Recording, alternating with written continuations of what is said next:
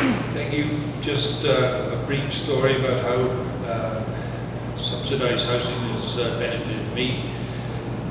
First, though, a little background on my life. I spent my childhood growing up in England, and for the first 13 years of my life was one of the happiest times I can remember. Things were ripped apart, however, when my mother came down with schizophrenia just as I was starting my teens. Her illness lasted for about 2 years until she took her own life. Those tragic 2 years left my brother, father and me scarred for a long time. Thankfully, when I was 16, my father decided to move us to Canada.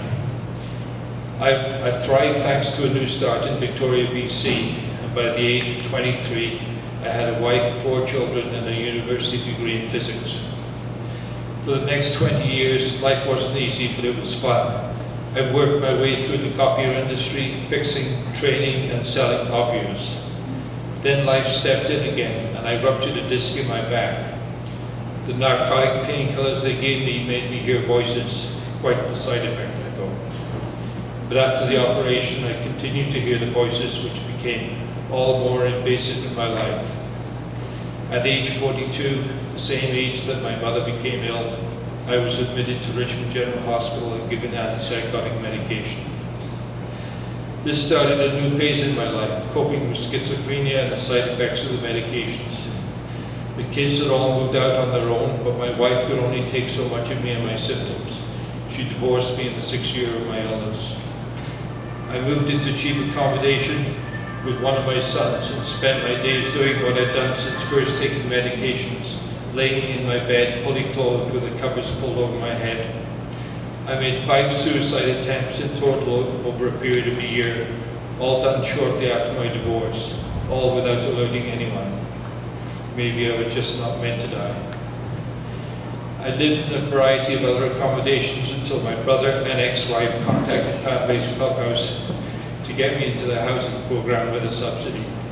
Within 2 months, I had my own rented apartment, but it still wasn't easy.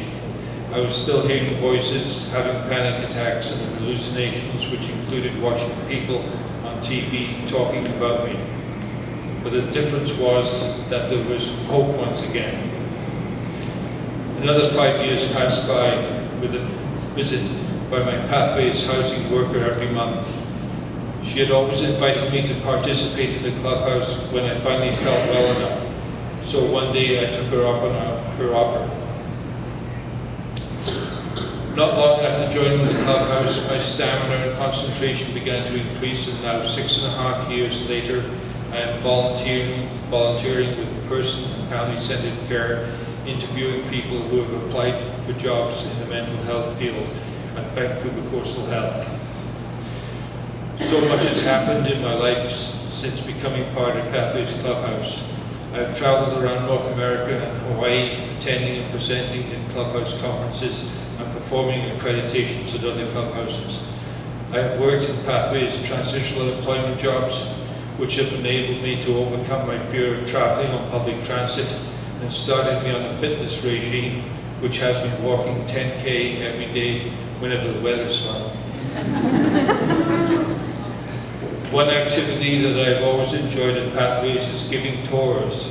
Whenever I introduced the prospective members to the housing manager, I would always explain to them that it was worth putting their name on the housing waiting list, even though there was a long wait.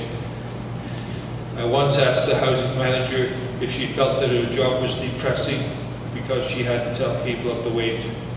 She replied, "On the contrary, you wouldn't believe the positive feedback that I get from the people who are already getting our housing subsidies." The change in my life and ability to cope with my mental illness all started as a result of having my own home. As of this year, I will have been in the same comfortable apartment, having the same great landlord for 12 years, all thanks to Pathways housing subsidy. Except for the 1 year that 3 of my neighbours replaced their carpets with hardwood floors, the stay has been just what my illness needed. And that was somewhere safe to come home to. When I was informed of what was happening with this new building for Pathways, I got quite choked up. Just imagine how the people who are going to be moving into this new building will feel, and how their road to recovery recovery might be initiated just like mine was. Thank you everybody who's helping make these recoveries possible. I wouldn't be here without that help. Thank you.